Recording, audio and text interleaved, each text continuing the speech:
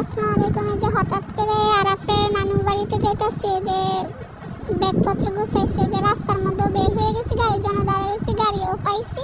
তারপরে এই যে গাড়ির মধ্যে আমরা উঠা বসে রয়েছি, একটু আরাফের ভিডিও করছি। আর এই যে এটা হচ্ছে আরাফের নানুর বাড়ি এলাকার ব্রিজ। তো ব্রিজ দিয়ে যাইতাছি, আর হুট করে বাড়িতে যাওয়ার একটা ডিসিশন নিয়ে আরাফকে ডক্টর দেখাবো, আরও কত কিছুই। তাই আরাফের নানু বাড়িতে যাইতেছি, যে আরাফের নানু বাড়িতে এসেও পড়ছি। এই যে আমি আগে এসে পড়ছি, ও আস্তে আস্তে আমার ব্যাগ নিয়ে। তো ঘরের মধ্যে একটু বইছি, আমার ডাকতেছে মাম্মু আসো গুইসাপ দেখুন।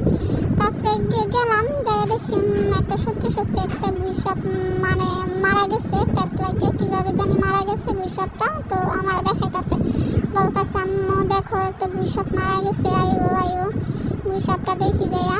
তারপরে যে দেখলাম, তারপরে যে দেখতেছি ও, তারপরে ও বলতেছে গুইসাপ, আমি গুইসাপ। তারপরে যে এটা আরাফের ছোট মামা, ও হ্যাঁ ঘুরি নিচ্ছে, মানে আরাফেও ঘুরি নিব। তারপরে আমি বাসায় এসে পড়ছি, আইসা আমি দেখি আম্মু আমার একটা পাকা গাছের আম পড়ছে, ওই